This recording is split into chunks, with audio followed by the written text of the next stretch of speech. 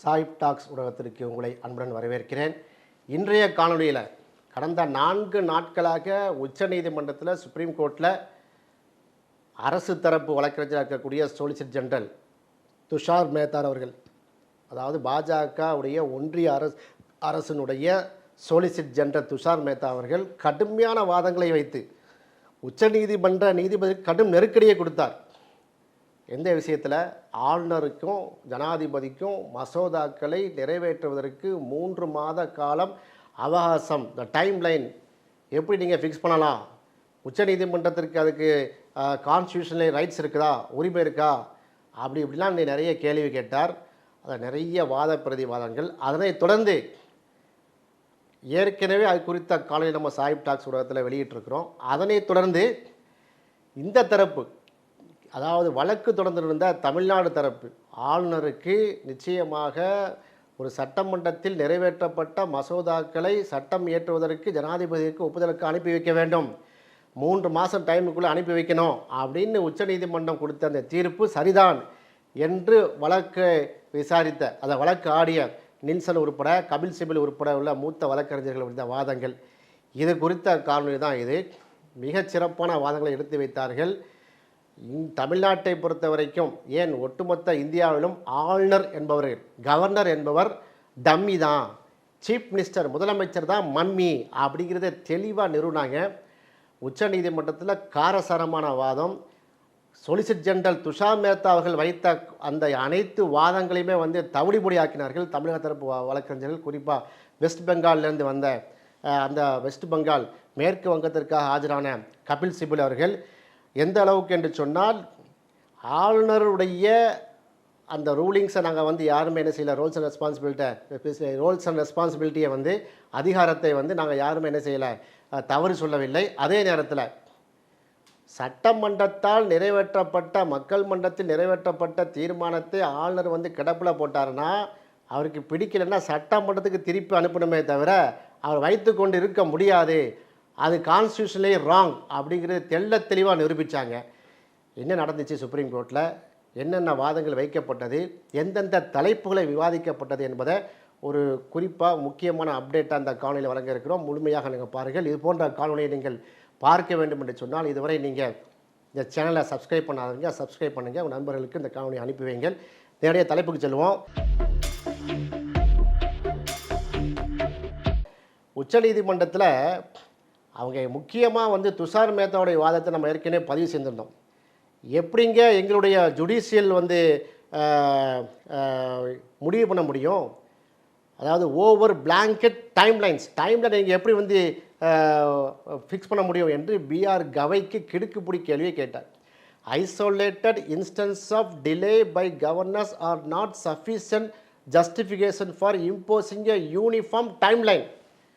அவர் delay பண்ணுறதாங்கிறதுக்காக வேண்டி நீங்கள் என்ன செய்ய முடியாது, அவர் யூனிஃபார்மாக ஒரு டைம்லைன் கொடுக்க முடியாது, நீங்கள் கான்ஸ்டியூஷனில் அதுக்கு ரைட்ஸே கிடையாது என்று சொன்னால், டீம்டு அசன்ட் அஸ் எ ரெமடி அப்படிங்கிற ஒரு விஷயத்தையெல்லாம் சொன்னார். அபிஷேக் மணி சிங்கை தமிழ்நாடு தரப்பில் ஆஜரான அபிஷேக் மணி சிங்கை மூத்த வழக்கறிஞர் பண்ணார். என்ன கொண்டாலும் court itself could step into grant deemed assent. கோர்ட்டை என்ன செய்யணும், மனது வைத்து இறங்கி இது தப்பு தான், இது கண்டிப்பாக அசன்ட் பண்ணி தான் ஆகணும், மக்களுக்கு தேவையான மசோதாக்களை சட்டமாக்க வேண்டும் என்று தீர்ப்பு வழங்கிவிட்டது. அதை நீங்கள் ஏன் கண்டம்ட்டு, இதை கோர்ட்டை நீங்கள் எதிர்த்து போல கண்டம்ட்டு வந்துடும் அப்படிங்கிற அளவுக்கு அவர் பேசினார். செப்பரேஷன் ஆஃப் பவரை பற்றி பேசினாங்க. நீங்கள் மாநில சுயாட்சின்னு நம்ம பீத்து கொள்கிறோமே, இந்தியா என்றால் யுனைடெட் ஸ்டேட்ஸ் ஆஃப் இந்தியான்னு சொல்கிறோமே, அப்போ என்ன அர்த்தம்? ஒரு மாநிலத்தில் மக்களால் தேர்ந்தெடுக்கப்பட்ட ஒரு அமைச்சரவை, மக்களால் தேர்ந்தெடுக்கப்பட்ட ஒரு அரசு மக்களுக்காக சட்டம் இயற்றினால் அது உங்களுக்கு பிடிக்கலன்னா நீங்கள் நிறுத்தி வைப்பீங்களா? நிறுத்தி வைக்கணும்னா வருஷங்களை நிறுத்தி வைப்பீங்களா? அந்த டைம்லைனை ஃபிக்ஸ் பண்ணக்கூடாதா? அந்த டைம்லைனை ஃபிக்ஸ் பண்ணி சொன்னோன்னா உடனே கவர்னருக்கு எந்த விதமான அதிகாரம் இல்லை என்று எப்படி கருதுவீர்கள் என்ற வாதத்தை வைத்தார். நிறுத்தி வைப்பதாக இருந்தால் இங்கே அனுப்புவீங்க, எதுக்கு நிறுத்தினீங்கள் அப்படிங்கிற ஒரு மேட்டரை சொல்லுங்கள். ஒன்று தப்பு என்று திருப்பி அனுப்புங்க, சரியாக இருந்தால் சட்டமாக நிறைவேற்றுங்க. அப்படியே ஊரை போட்டோமா நீங்கள் கல்லூரி மங்காமா உம்முன்னு ஆரம்பவே இருந்தால் என்ன அர்த்தம்? இதை ஏற்கனவே உச்சநீதிமன்ற நீதியரசர்கள் கேட்டாங்களா இல்லையா? அதுக்கு என்ன பதில் சொல்லவே இல்லையே அப்படிங்கிற பேசினாங்க. அது மட்டும் இல்லாமல் எந்தெந்த தலைப்புகளெல்லாம் பேசப்பட்டதுன்னா, how long can the president withhold assent to a bill, இப்படி ஒரு கேள்வியை வந்து பிஆர் கவி கேட்டார். சரிப்பா நீங்கள் சொல்கிறீங்க, எத்தனை வருஷத்துக்கு எத்தனை மாதத்துக்கு ஒரு கவர்னர் வந்து ஒரு மசோதாவை நிறுத்தி வைக்கணும்? கான்ஸ்டியூஷன் அடிப்படையில் சொல்லுங்க பார்ப்போம், சட்டத்தை அடிப்படையில் சொல்லுங்க பார்ப்போம்னு துஷார் மேத்தா நோக்கி பிஆர் கவை வந்து கேள்வி கேட்டார். அப்போ அதுக்கு சரியான பதிலை வந்து சொல்ல முடியவில்லை. ஏன்னா president of India has no prescribe time limit to assent to a bill allowing them to withhold assent indefinitely through a pocket veto. அப்போ அவர் நினச்சா பேசாமல் கடவுளை போட்டுடலாமா? எனக்கு இந்தியாவுடைய பொருளாதார விஷயமாக முடிவெடுக்கணும். ஒரு பில்லை வந்து பார்லிமெண்ட்டில் பாஸ் பண்ணுறாங்க, ஜனாதிபதி அப்படியே உட்காந்துட்டு இருக்காங்க, இப்படி உட்காந்துட்டு இருக்கலாமா? ஒன்று சரின்னு சொல்லு, தப்புன்னு சொல்லு. இப்போ அதெல்லாம் மேட்ரு. இதை கேள்வி கேட்கும்போது சரியான பதில் ஒன்றிய அரசு பாஜக அரசிலிருந்து கொடுக்க முடியவில்லை. பண மசோதாவை ஜனாதிபதியின் முன் அனுமதியுடன் மட்டுமே மக்களவையில் அறிமுகப்படுத்த முடியும். பண மசோதாவை ஜனாதிபதியின் பரிந்துரையின் பேரில் மட்டுமே மக்களவையில் அறிமுகப்படுத்த முடியும் சொல்கிறாங்க. சரிதான், அது எங்களுக்கும் தெரியும். ஜனாதிபதி அப்படி பரிந்துரை பண்ணதுக்குன்னா காலக்கெடு என்ன? இதுதான் கேள்வி. பதில் சொல்ல முடியலையே. அதுக்கு தான் டைம்லைன் பண்ணியிருக்கோம். 3 மாதம் நீங்கள் ஒரு விஷயத்தை கொண்டு வர்றீங்க, 3 மாதத்துக்குள்ளே பதில் சொல்லட்டும். ஜனாதிபதி பயங்கர பிஸியாக இருப்பார், தெரிஞ்சது தான். ஒரு 3 மாதம் 90 நாளுக்குள்ளே நீங்கள் அந்த மசோதா பேப்பரை படித்து பார்த்துட்டு ஒப்புதல் தரட்டுமே. அதுக்காக ஜனாதிபதி மூத்த குடிமகன் இல்லையா, முதல் குடிமகன் இல்லையா, ஜனாதிபதியை யாரும் கேள்வி கேட்க முடியுமா, ஜனாதிபதியுடைய பவர் என்ன, இப்படி எல்லாமே பேசுவாங்க. ஆக இது வந்து தவிடுபொடியானது. அதுபோல் பார்த்தீங்கன்னா, எந்த வழக்கில் அரசியல் அமைப்பின் அடிப்படையில் கட்டமைப்பின் மீது கட்டமைப்பை மீறும் வகையில், எந்த வழக்கில் அரசியல் அமைப்பின் கட்டமைப்பை மீறும் வகையில் நாடாளுமன்றம் எந்த சட்டத்தையும் உயர்த்த முடியாது என்று உச்ச நீதிமன்றம் அறிவித்தது. இந்த கேள்வி கேட்டாங்க. நாங்கள் என்றைக்காவது தலை விட்டு பேசியிருக்கிறோமா? என்றைக்காவது அரசியல் அமைப்புக்கு எதிராக நாங்கள் வந்து சொல்லியிருக்கோமா? ஏன் தேவையில்லாமல் வாதத்தில் நீங்கள் வைக்கிறீங்க என்று கண்டித்து கேள்வி கேட்டார். அதுபோல் உச்ச நீதிமன்ற நீதிபதிகளை நாடாளுமன்றத்தால் நீக்க முடியுமா அப்படின்னு சொல்லி அந்த கேள்வியில் கேட்டாங்க. உச்ச நீதிமன்ற நீதிபதியை பதவி நீக்கம் செய்ய முடியாது, நாடாளுமன்றத்தில் தீர்மானம் மட்டும் பண்ண முடியாது. என்ன செய்யணும்னா, மொத்த உறுப்பினர்களில் பெரும்பான்மையினராலும் குறைந்தது 2/3 பங்கு, அதாவது 2/3 மெஜாரிட்டி இருந்தால் தான் அந்த பரிசீலனை செய்ய முடியும். அப்போ உச்ச நீதிமன்ற நீதியரசர்களே மிரட்டும் துணியினுடைய வாதம் இல்லையா அதெல்லாம்? அது மட்டும் இல்லாமல் 201 ஆர்டிகிள் 201 ஆஃப் கான்ஸ்டியூஷன் அது என்ன சொல்லுது? மசோதாவை மறுபரிசீலனை செய்ய பரிந்துரைக்கப்பட்ட பிறகு ஆளுநர் ஒப்புதலை நிறுத்தி வைக்கக்கூடாது என்று வெளிப்படையாக குறிப்பிடும் பிரிவு 200 போல் அல்லாமல் பிரிவு 201 அத்தகைய விதிகள் எதுவும் குறிப்பிடப்படவில்லை. ஆமாம், குறிப்பிடப்படவில்லை தான். அந்த விதிகளில் அப்படி இல்லாமல் இருக்க போய் தான் சுப்ரீம் கோர்ட்டு என்ன செய்யுது? ஒரு 3 மாதம் அப்படிங்கிற விதியை கொண்டு வருது. இது பிஜேபிக்கு எதிரான விஷயம் இல்லையே, ஒட்டுமொத்த இந்தியாவுக்குரிய சட்டம் தானே. ஒட்டுமொத்தமாக இந்தியாவில் இருக்கக்கூடிய பாஜக மாநிலமாக இருந்தாலும் சரி, பாஜக மாநிலத்துடைய பாஜக ஆளுநர்கள் இருந்தாலும் சரி, அவருக்கு சேர்த்தன சட்டம் அது நல்லது தானே. பிஜேபி நிறைவேற்றக்கூடிய அந்த தீர்மானங்களில் பிஜேபி ஆளக்கூடிய மாநிலத்தில் நிறைவேற்றக்கூடிய சட்டமன்ற தீர்மானம் சட்டமாகும் போது நல்லது தானேங்க. பசுவதை தடை சட்டம் நிறைவேற்றிருக்கிறாங்க உத்தரப்பிரதேசத்தில், ஹரியானாவில், அஸ்ஸாமில் நிறைவேற்றிருக்கிறாங்க. உடனே நிறைவேற்றலாம்ல, முஸ்லீம்களை வஞ்சிக்கலாம்ல. உங்களுக்கு சாதகமான விஷயம் தானே எதுவும். இந்த அடிப்படையாக யோசிங்களா நீங்கள்? ஆக எதையுமே யோசிக்காமல் என்ன செய்கிறாங்க, போகிறாங்க. அது மட்டும் இல்லாமல் எந்த மசோதாவுக்கு ஆளுநர் கவர்னருடைய முன் பரிந்துரை தேவைப்படுகிறது, இந்த ஹாஸ்பிட்டலில் பேசினாங்க. இந்தியாவுடைய ஆளுநரில் பரிந்துரை இல்லாமல் எந்த பண மசோதாவையும் சட்டமன்றத்தில் அறிமுகம் செய்ய முடியாது. பண மசோதா என்பது வரி விதிப்பு, அரசு செலவு, கடன் வாங்குதல் அல்லது வேறு எந்த நிதி விஷயத்தை, அதாவது பணம் எம்எல்ஏ எம்பிக்கு வந்து காசு கொடுக்குறாங்க, சம்பளம் வாங்கணும், அதுபோல் பட்ஜெட் போடணும், கடன் வாங்கணும், இது போன அரசுடைய செலவுகள் இருக்குல்ல, இது எல்லாமே ஒப்புதல் வேணும். ஒப்புதல் வேணும்ல. அப்போ அரசு செயல்பட வேண்டும். எம்எல்ஏக்கு சம்பளம் போடணும். மசோதாவை வந்து அவர் ஊரை போட்டு வச்சுட்டு இருந்தால் எம்எல்ஏ சம்பளம் கேட்பாங்களே. எம்எல்ஏ இருக்கக்கூடிய சட்டமன்ற உறுப்பினருக்கு மாதம் மாதம் சம்பளம் கொடுக்கணும்லங்க. அந்த வரவு செலவு கணக்கு வந்து போகும்லங்க, மாதம் மாதம் போகும், வருஷத்துக்கு போகும். அப்போ இயர்லி ஒன்ஸ் போகும்போதாவது என்ன செய்யணும், கவர்னர் ஒப்புதல் கொடுக்கணுமா இல்லையா ஊரை போட்டால்? அப்போ இந்த மேட்ரு தான் பிரச்சனையாக இருக்கிறது.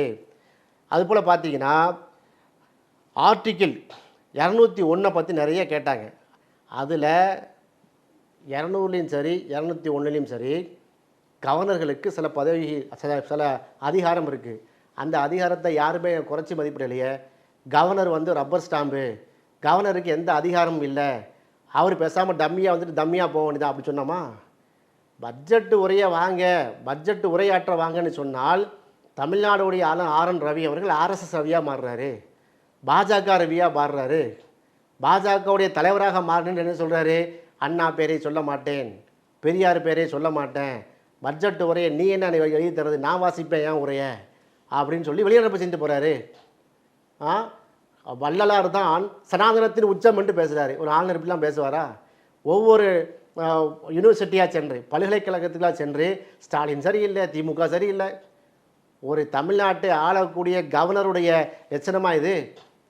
திருக்குறள் சம்பந்தம் இல்லாமல் பேசினாரா? திருக்குறளை பற்றி பேசினாரா இல்லையா? தமிழ்நாட்டை தமிழ்நாட்டு என்று சொல்ல, தமிழ்நாடுன்னு சொல்லக்கூடாது, நாடு என்கிற பிரிவு நம்ம பேச்சா இருக்குது. தமிழகம் என்று சொல்லுங்கள். சொல்கிற யார்? ஆர்.என். ரவி. இப்படிப்பட்ட குண்டக்க மண்டக்க பேசிக்கிட்டு இருக்கிறவை தான் அடக்குவதற்கு தான் அவங்க என்ன செஞ்சாங்க? உச்சநீதிமன்றத்தில் வழக்கு தொடர்ந்தாங்க. இப்போ திமுக தொடர்ந்த வழக்கில் கிடுக்குப்படியாக ஆகிவிட்டது. இப்போ இந்தியாவே பற்றி எறியக்கூடிய அளவுக்கு இப்போ உச்சநீதிமன்றத்தில் வந்து கடுமையான வாத பிரதிவாதங்கள். அதில் கூட பார்த்தீங்கன்னா வீசிய அந்த வீடியோ கான்ஃபரன்சிங்கை வந்து வெளியே போட்டாங்க.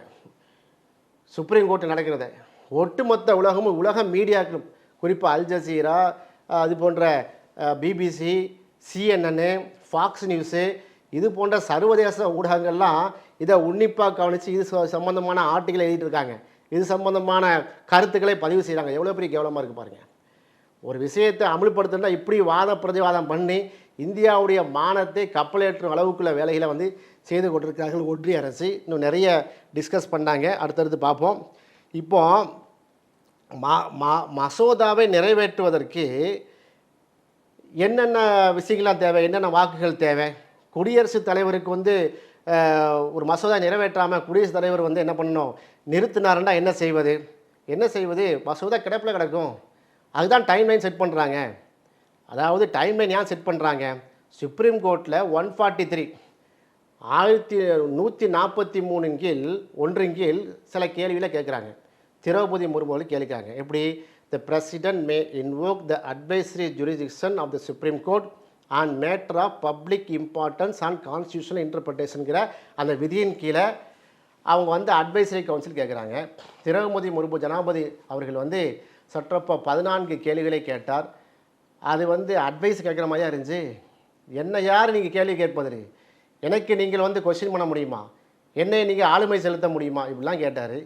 கடைசியில் வந்து அட்வைஸு கேட்குறமா இல்லை, எங்களை மிரட்டுற மாதிரி இருக்குன்னு சொல்லி அந்த கேள்வியை கிடப்பில் போட்டுட்டு உச்சநீதிமன்ற நீதியரசர் கவை என்ன பண்ண வெளுத்து வாங்கி விட்டு கவர்னருக்கு எந்த பவரும் இல்லை, கவர்னருக்கு எந்த அவருடைய பவரை தவிர எக்ஸ்ட்ரா பவர் கிடையாது, சட்டமன்றம் ஃபெடரலிசம் தான், கூட்டாட்சி தத்துவம் தான் இந்தியா, ஒவ்வொரு மாநிலத்துக்கும் சுயாட்சி உரிமை இருக்கிறது, மக்களால் தேர்ந்தெடுக்கப்பட்ட சீஃப் மினிஸ்டர் தான் பவரு என்று அந்த ஒப்பீனியனை வந்து தெளிவாக அடிச்சு விட்டார். அதனால் தமிழ்நாட்டுடைய வாதம் மேலோங்கி விட்டது. கபில் சிபில் ஒவ்வொரு விஷயத்தையும் அக்கு வேற ஆணி வேற பிரித்து மேஞ்சிட்டார். அவ்வளோ தூரம் இடைஞ்சலுக்கு பிறகும் அவ்வளவு இடியப்ப சிக்கலான வாதங்களை எல்லாம் சரிவர வந்து சொல்லி கவர்னர் அதை முன்னாடியே சொல்லிட்டாருங்க. அண்ணா, ஆட்டுக்கு தாடியும் நாட்டுக்கு கவர்னரும் எதுக்குன்னு கேட்டார் பாருங்கள். இதுதான் சுப்ரீம் கோர்ட்டு தீர்ப்பு. சுப்ரீம் கோர்ட்டின் ஒப்பீனியன் அப்படி தான் வந்திருக்கிறது. ஆட்டுக்கு தாடியும் நாட்டுக்கு கவர்னரும் அவசியம் இல்லை. இதைத்தான் ஒட்டுமொத்த அந்த உச்சநீதிமன்றத்துடைய கடந்த கால தீர்ப்புகளும் இன்றைய டிஸ்கஷனும் தெளிவாக இருக்குது. இந்த அடிப்படையில் கவர்னர் ஆர்.என். ரவிக்கு மிகப்பெரிய குட்டு விழுந்திருக்கிறது. ஆளக்கூடிய முற்போக்கு தேசிய முற்போக்கு அந்த நம்முடைய கூட்டணியை பொறுத்த வரைக்கும் மதச்சார்பற்ற முற்போக்கு கூட்டணி இந்தியா பிளாக் கிடைத்த மிகப்பெரிய வெற்றி. திமுக வந்து முன்னெடுத்த அந்த முயற்சிக்கு மிகப்பெரிய வெற்றி. மீண்டும் தமிழ்நாட்டுடைய மாநில சுயாட்சி வந்து நிரூபிக்கப்பட்டிருக்கிறது. பார்க்கலாம் அடுத்தடுத்த காலங்களில் எது மாதிரியாக இந்த டிஸ்கஷன் போகிறது, வரக்கூடிய தீர்ப்புகள் எவ்வாறு வர இருக்கிறது. இதற்கு பிறகு ஆளுநர் ரவி அவர்களும் ஜனாதிபதி அவர்களும் எத்தகைய நடவடிக்கை எடுக்கிறார்கள், ஒன்றிய பாஜக அரசு இந்த ஆளுநர் விஷயத்தில் எப்படி நடந்து கொள்கிறது என்பதையெல்லாம் இந்த உச்ச நீதிமன்றத்தினுடைய அப்சர்வேஷனுக்கு பிறகு ஒப்பீனியனுக்கு பிறகு இது மாற்றம் நடைபெறுகிறதா என்று பார்ப்போம். அதுவரையிலும் சாயிப் டாக்ஸ் ஊடகத்தில் நீங்கள் இணைந்திருங்க. இந்த போன்ற காணொலிகளை உங்கள் நண்பர்களுக்கும் பகிர்ந்து கொள்ளுங்கள். தொடர்ச்சியாக இணைந்திருப்போம். நன்றி.